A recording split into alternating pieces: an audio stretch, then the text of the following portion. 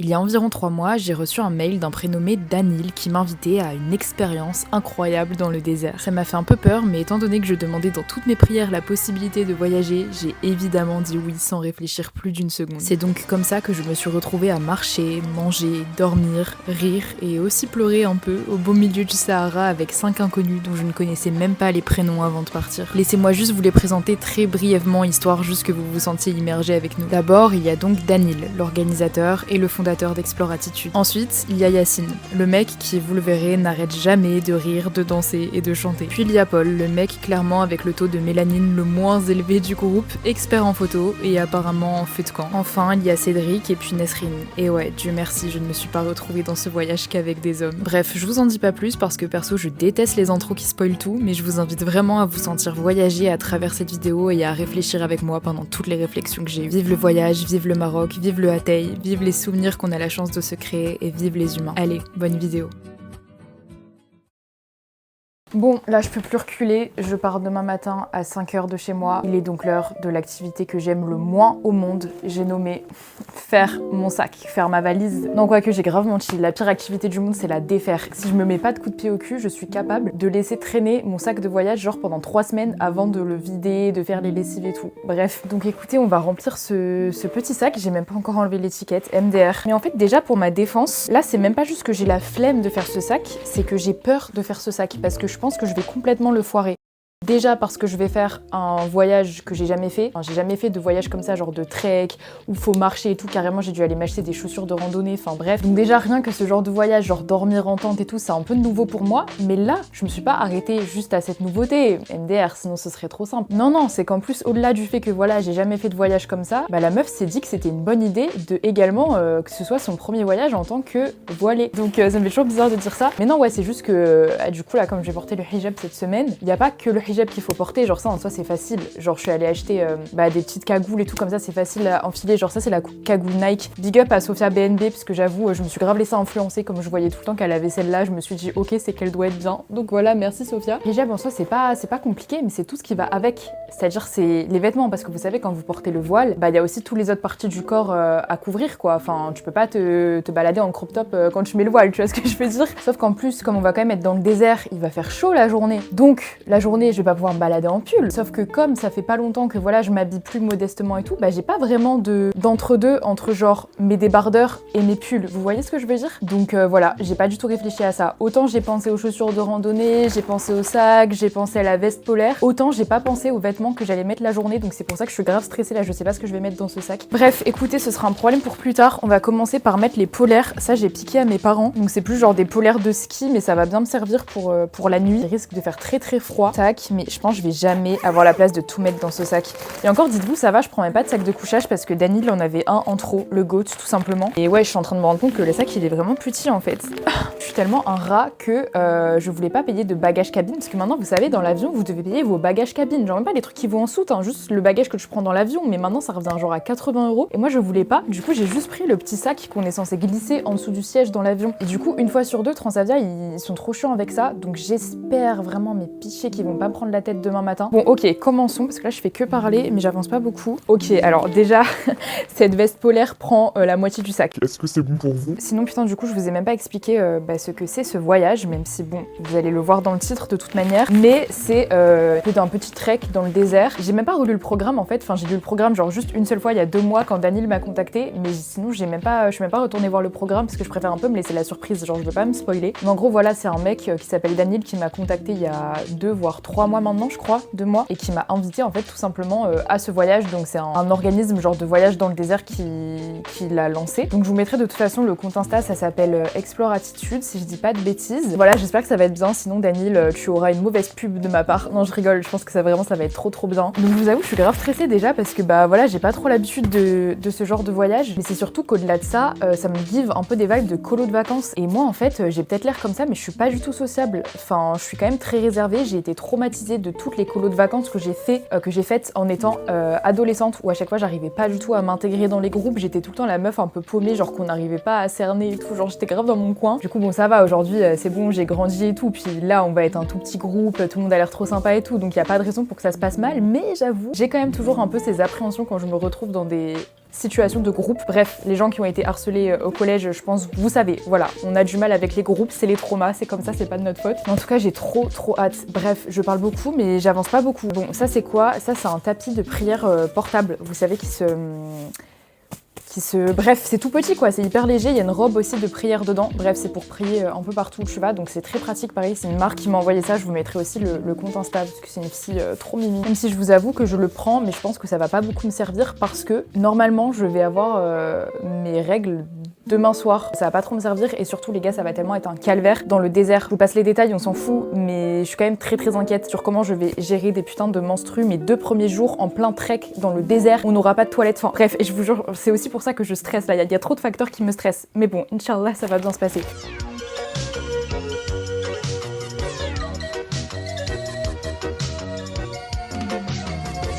البيضة مون امور انا نبغيها بلا سحور وياه اسمحي لي يا الزرقاء اسمحي لي يا الزرقاء اسمحي لي يا الزرقاء ومعك ما لقيت فايدة وياه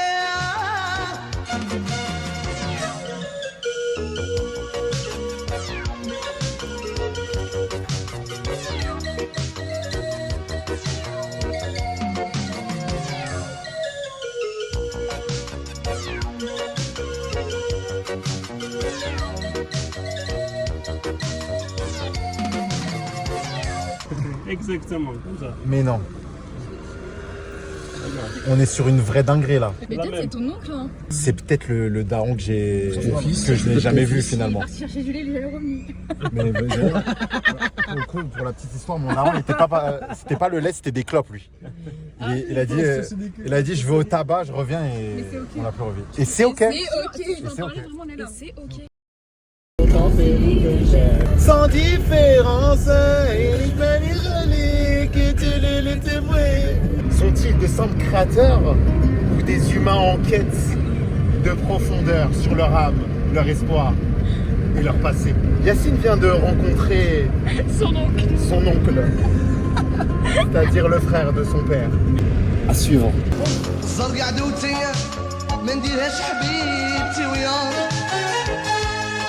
واللي دار الزرقاء في يد العام يا دار بروبليم وياه يا زرقاء عدوتي ما نديرهاش حبيبتي وياه واللي دار الزرقاء في يد العام يا دار بروبليم وياه البيضة مون امور البيضة مون امور والبيضة مون امور يا ماشي سحر وياه Yassine. Oh Yassine. Je me souviens la dernière fois que tu pleures dans le taxi quand la taxi ça elle me touche vraiment beaucoup. Elle me touche beaucoup toujours, je me souviens ça vraiment. Mohamed il m'a dit que vous voulez venir avant il est là-bas au coin. Et le salon? Oh my god, j'ai une tête effrayante. Mais les gars, juste pour vous dire que du coup on est bien arrivé chez les gens chez qui on dort ce soir, avec qui on part dans le désert demain, qui s'appellent Younes et Mohamed je crois. Je parle pas très fort parce qu'il y a Daniel qui est en train de rattraper la prière à côté. Moi du coup j'ai mes règles, du coup je me sens vraiment punie. Mais on est bien arrivé, je suis un peu au bout de ma vie, je pense que ça peut se voir à ma tête. Genre j'ai une migraine de fou, j'ai mal au ventre. C'est pas les conditions idéales mais alhamdoulilah, je suis vraiment trop contente d'être ici. Genre les gens ils sont trop gentils et tout, enfin on a trop de chance. J'ai l'impression de partager ma culture avec le monde comme ça. Ouais. Pareil de Yacine, moi je rigole. Yacine qui n'est pas autonome. C'est bon, on arrête ce sujet. J'ai rigolé. Non, tu rigolais pas? Là, je rigole. Quand il voulait me tester, c'est en mode, ça se voyait en mode, il voulait voir si j'allais exploser de rire ou non. Encore une fois, non. Juste il réfléchissait comme il dit. C'est quoi cette position Paul là? Tu gâches tout l'esthétique de la vidéo. Pas de problème. Non. Mon frère, toujours sur le film.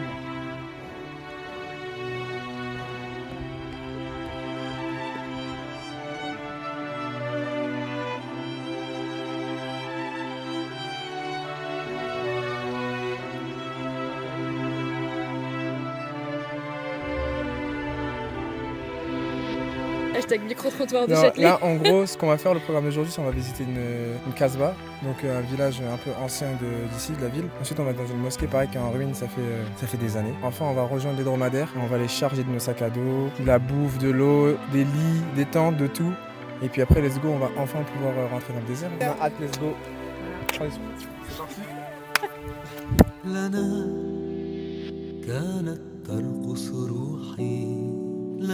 Salam alaikum. En gros, il a dit, dans le Coran, Faut dire ça, il est écrit quand tu rentres dans une maison vide, il faut dire salam alaikum. أوصليني لها رياح أعيديها لي ما شرقت شمس في ضحاها إلا ما نالت ليلى ما قمر بان مساء دون ذكراها جنان كانت تسكن صدري جنان كانت تسكر عشقي. Bon, la team, là je pars aux toilettes pour la 10e fois en 2 heures. Les autres ils sont là-bas. Parce que je vais pas vous mentir, je vais pas rentrer dans les détails, mais que c'est très compliqué avec mes menstruations là. Franchement, c'est pas que ça me gâche le séjour, dans tous les cas ça ira mieux demain normalement, Inch'Allah. Mais là, c'est vrai que c'est un peu compliqué, donc bon, on fait avec. Ok les gars, là j'ai carrément sorti le petit micro pour vous faire un update un peu plus complet. Il y a une mouche qui veut pas me lâcher, j'espère que vous allez pas l'entendre. Mais écoutez, sinon c'est pas grave, ça vous met bien dans l'ambiance.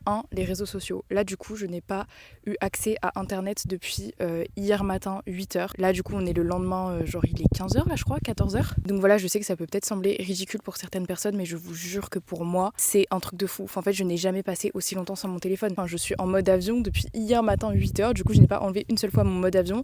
Je n'utilise mon téléphone que pour faire des photos vidéo, mais sinon c'est tout. Vraiment ça m'était jamais arrivé avant dans ma vie, donc je vous avoue, étonnamment je le vis super bien. En fait je pense que comme je me suis mis en tête que j'allais pas avoir de réseau toute la semaine, bah en fait mon cerveau a eu le temps de se préparer, de se faire une raison, et du coup tu sais je suis pas en mode oh my god j'ai pas de réseau, j'ai pas internet, non, parce que je savais en fait que j'allais pas avoir internet. C'est pas comme si ça m'avait pris de court. Là c'est encore trop tôt pour dire que oh my god ça me fait trop du bien, je me sens déconnectée et tout. On verra ça plutôt je pense à la fin de la semaine, mais en tout cas pour le moment ça me manque pas. Genre je veux dire, je ressens pas le besoin d'aller sur Insta et tout. Du coup le fait de ne pas scroller inutilement dans le vide, ça te fait te rendre compte qu'en fait on a tellement de temps. Enfin là par exemple vous voyez les autres du groupe, j'ai l'impression qu'on est ensemble depuis au moins 5 jours, alors qu'en soi on est ensemble depuis seulement un peu plus de 24 heures.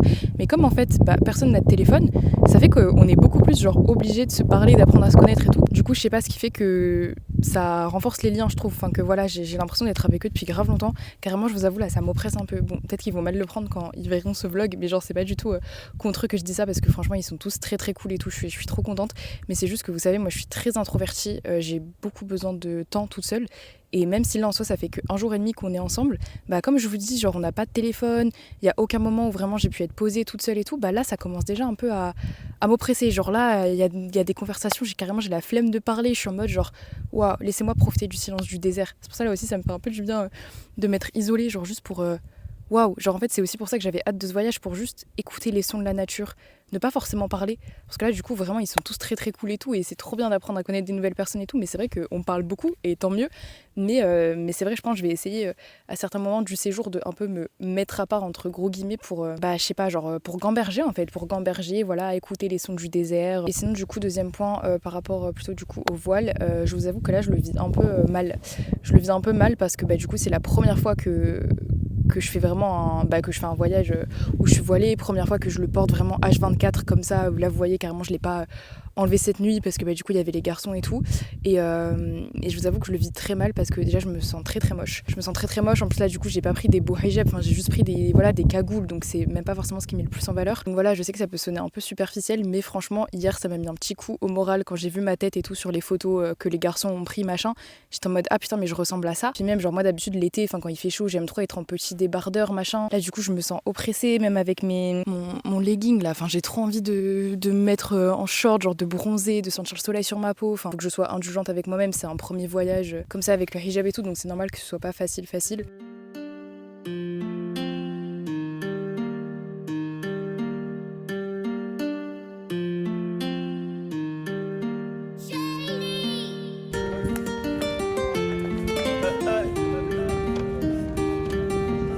Mon rêve c'est de briser le mental de Yacine pendant ce voyage. Ok, c'est noté, c'est dit. Hein. Bientôt j'irai au ciel rejoindre Imkus, le petit Lamine. Regarde la vie qu'on mène, on fait ça que pour la famille. On a toujours fait que du sale et nos parents ne font que prier. Pardonne-moi si je suis pas là, c'est que je cours derrière les milliers. Je suis avec Savastano dans un 4 étoiles entrée. Pas très loin de Malia, elle est chargée sous le maillot. Le nez dans mes affaires, bébé m'attend pas pour le dîner. Et si c'est trop bizarre, je disparaîtrai comme Houdini. Voyant comme Suleiman, voyant comme mec ne sait Jimmy. À deux doigts de péter le million, mais ce PD se fait désirer. Pour l'instant je suis dans le hall, sous dos, je réfléchis. On en est là quand même, hein, juste pour faire de la luge. Vas-y Daniel, on te regarde. On va s'enfoncer, voilà. En plus, attends, laisse-moi récupérer. Oh là là. C'est mort, tu t'enfonces. Eh gros, c'est toi l'organisateur, Exploratitude, nanana. Et alors? Prends tes responsabilités au bout d'un moment, s'il te plaît. Merci. Non mais sérieux. Là, il bouillonne. Non, il m'énerve, lui. Il est la folle. C'est ça? Non, toi. Franchement, il a tout compris, lui. Plus t'es loin de Diaz, plus c'est cool. Le bois, ils sont pas trop bons, les gars. T'as dit quoi? Ils sont bons, le bois, là. Ils sont bons, le bois. Ils sont bons, le bois. Bon, le bois.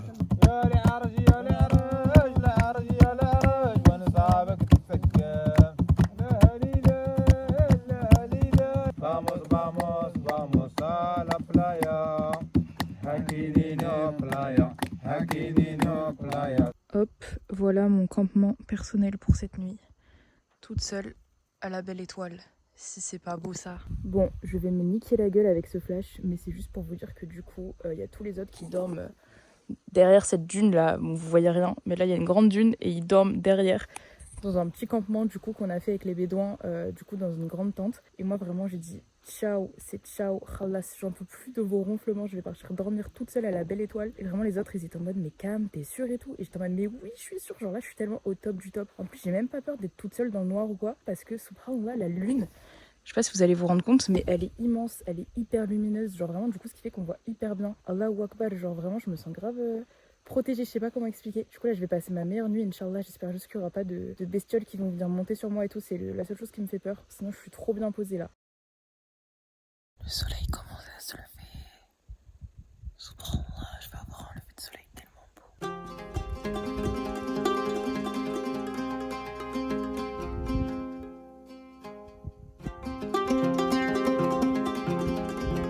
Regardez notre campement, il est là. Et moi j'ai dormi tout là-bas, j'ai encore laissé mon sac, je l'ai pas pris.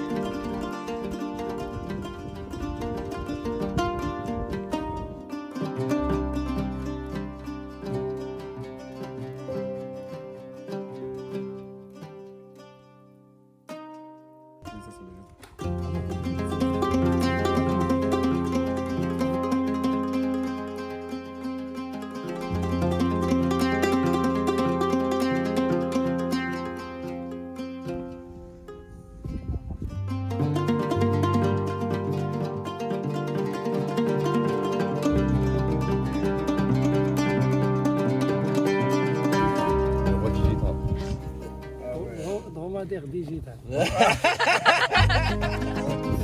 Say that this is one God, Allah, lam yalid wa lam yulad, he wasn't born and he Didn't give birth. didn't give birth.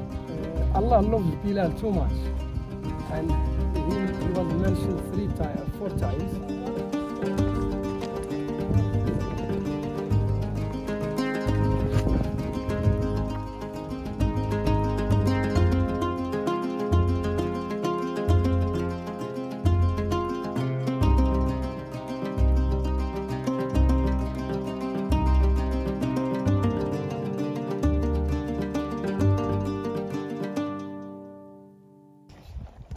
C'est vraiment des blagues de bédouins. Non mais vraiment, des vrais blagues de bédouins. Arrête pas, genre. Et là, ils sont en train de dire, je vais faire un de fou. Il a voulu mettre ses lunettes, ça ouf.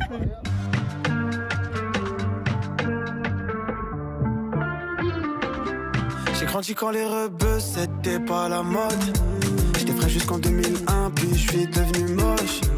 Je voulais plus écouter Dry, je voulais écouter Con. J'imitais l'accent de mon vieux pour faire rire à l'école.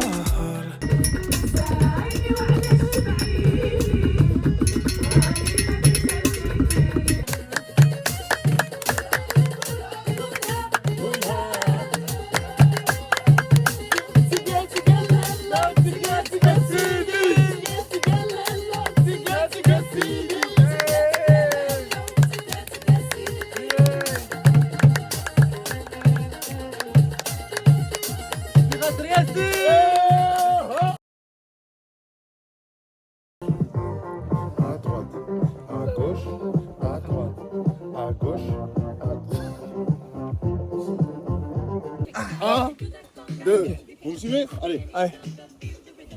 Ha, ho, ha, ho, ha, ho. Allez Cédric, donne-moi un move.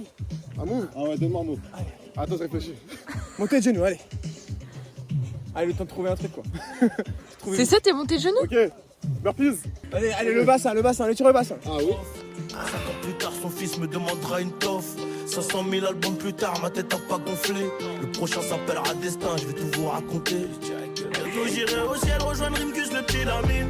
Regarde la vie qu'on mène, on fait ça que pour la famille. On a toujours fait que du sale et nos parents ne font que prier. Pardonne-moi si je suis pas là, c'est que je cours derrière les milliers.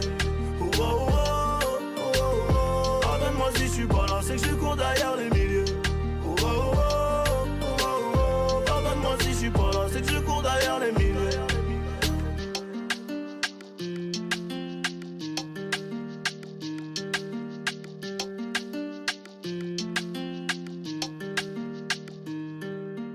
Bon, j'espère que vous allez quand même m'entendre avec le vent qu'il y a, subhanallah, mais là j'avais trop envie de vous parler parce qu'en fait aujourd'hui on n'a pas fait grand chose, enfin on est resté au campement d'hier soir, on n'a pas marché, du coup ce qui fait que ça m'a laissé beaucoup le temps de ne rien faire en fait, le temps de rien faire, et je vais y venir, mais c'est trop important d'apprendre à rien faire. Mais quand je dis rien faire, c'est vraiment rien faire, genre pas regarder une vidéo, pas lire, pas écouter de la musique, pas parler avec qui que ce soit, genre littéralement ne rien faire. Voilà, j'ai eu pas mal le temps de gamberger, de méditer, de réfléchir et d'écrire un petit peu dans mon petit carnet.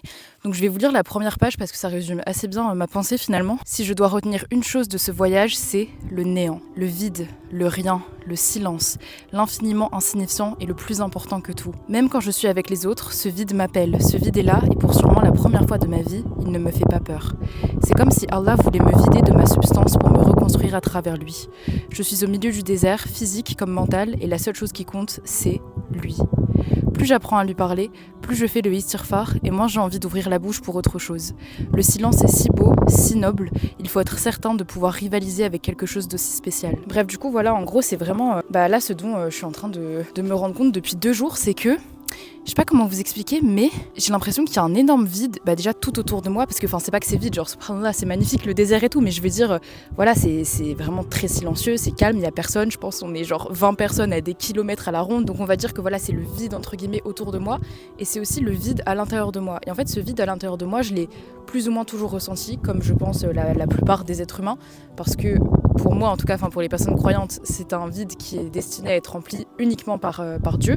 Donc voilà, c'est un vide que j'ai plus ou moins toujours ressenti assez fort, mais c'est vrai que jusqu'à aujourd'hui, justement, je cherchais à fuir ce vide en fait. Enfin, ce vide me faisait peur, genre le fait de me sentir vide, de me sentir seule, de me sentir comprise par personne, de machin. Et là, c'est ce que je dis dans ce que je vous ai lu pour la première fois de ma vie. J'apprends à aimer ce vide parce qu'en fait j'ai l'impression qu'à travers ce vide, à travers ce truc de je sais pas, je me sens un peu seule, je me sens un peu patraque. C'est pas que je me sens patraque, genre je suis très reconnaissante et tout d'être ici, mais je vais pas vous mentir, genre ça fait 3 jours, je suis pas hyper méga heureuse, mais je suis pas triste non plus. Genre justement, c'est un peu entre les deux, c'est une stabilité dans le vide. Genre c'est comme si un peu je ressentais rien, je pense à rien. Genre vraiment j'ai pas 1000 pensées à la seconde comme en temps normal, comme quand je suis à Paris, en mode qu'est-ce que je vais faire demain, qu'est-ce que je vais faire ce soir, et le mail que je suis en train de recevoir, et les notifs, et machin. Donc voilà, j'ai plus du tout ce type de pensée.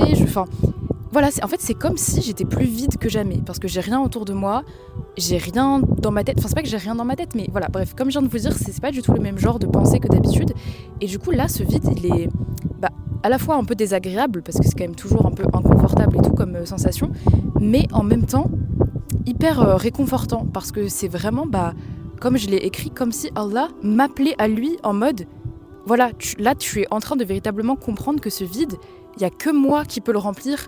Viens me parler, viens à moi, genre vraiment j'apprends à lui parler. Genre vous voyez toute la journée quand on marche et tout, même tout à l'heure du coup cet après-midi, à un moment les autres ils sont partis marcher et moi je suis restée toute seule au campement pendant genre au moins 2 heures. Et du coup je profite vachement de ces moments pour justement me retrouver toute seule avec moi-même, mais surtout me retrouver toute seule avec Allah en fait. Alors voilà, quand on marche, je fais de l'istighfar en permanence, donc pour les personnes pas musulmanes, l'istighfar en gros c'est le fait de demander pardon à Allah, genre de répéter astaghfirullah en gros. Donc vraiment je passe mes journées à répéter ça, astaghfirullah, astaghfirullah, astaghfirullah en boucle, aussi alhamdulillah, subhanallah, juste voilà, je lui partage mes inquiétudes, enfin voilà, donc c'est vrai que je suis tout le temps un petit peu en retrait du groupe parce que là j'ai vraiment ce besoin de parler à Allah, genre c'est vraiment comme si c'est lui qui m'invitait à lui parler, je sais pas comment expliquer, genre je sais que les personnes pas croyantes qui vont regarder ça, peut-être vous allez me prendre pour une folle, c'est ce qui fait que du coup tout le reste me semble un peu insignifiant. Genre voilà, encore une fois, je suis pas en train de dire que je prends jamais part aux conversations qu'on a avec les autres et tout, et que c'est pas intéressant, machin, mais je suis tellement en train d'apprendre à aimer le silence que je suis en mode, pourquoi avoir des conversations si c'est pas plus beau que le silence, ce qu'on est en train de dire en fait. Et ça c'est vraiment quelque chose que j'apprends aussi depuis quelques semaines en vrai, mais surtout là ces 3 derniers jours, c'est vraiment apprendre, comme je vous disais tout à l'heure il y a quelques minutes, apprendre à ne rien faire au sens littéral du terme. Genre je vous dis tout à l'heure, ils sont partis pendant 2 heures, je suis restée au campement, je n'ai rien fait. J'ai lu à peine 10 pages de mon livre, j'ai écrit pendant 10 minutes mais c'est tout. Sinon j'ai pas mon tel, j'ai pas internet, j'ai parlé avec personne, vraiment j'avais rien à faire. Et en fait j'étais trop contente, j'étais comme ça, assise entre 2 dunes, en train de regarder les cailloux, et j'étais en train de prendre conscience que c'est ça la vie. Je sais pas si vous voyez ce que je veux dire, c'est genre l'instant présent, c'est là maintenant tout de suite. Et vraiment on n'a pas été créé pour être tout le temps distrait par quelque chose, pour être tout le temps en train d'écouter de la musique, pour parler avec des gens, pour être sur les réseaux, enfin littéralement c'est pas sain, il faut reprendre notre pouvoir en fait et réapprendre à aimer le silence et à apprendre à ne rien faire, à rester seul avec nous-mêmes, à rester seul avec Dieu, genre vraiment c'est trop important. Bref, regardez-moi ce ciel, subhanallah, c'est tellement beau.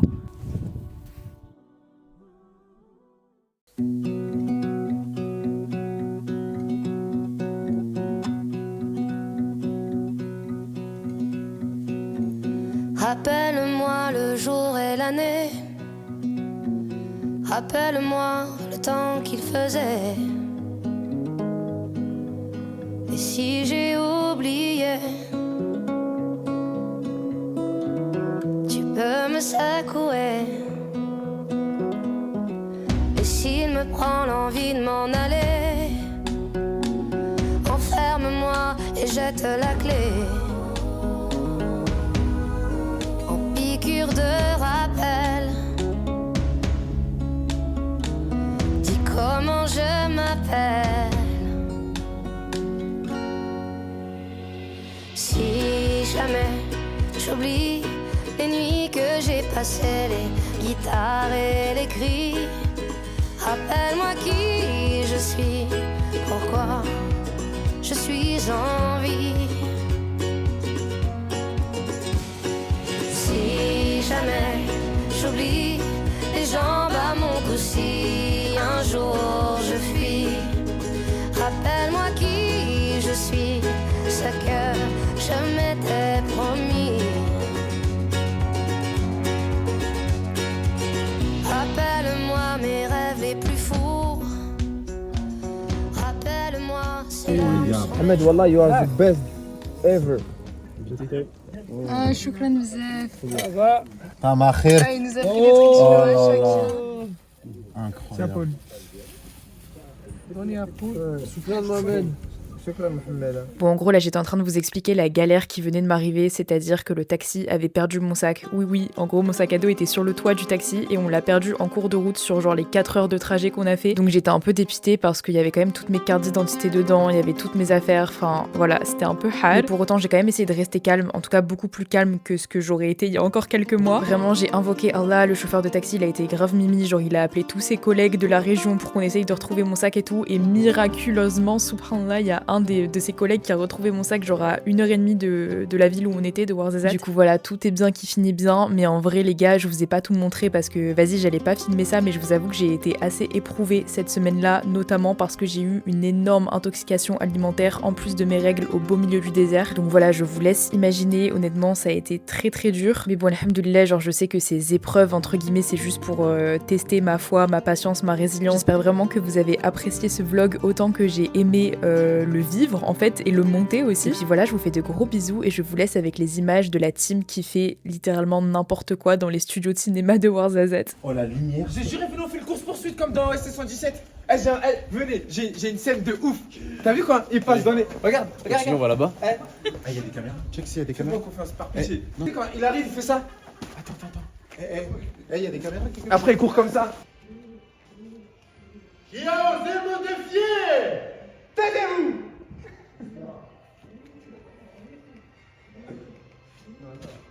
Balthazar! Je détiens le trône! pose des questions. Faut que je rentre à la maison. Et la maison c'est où? J'suis entre deux lignes, j'écris pile au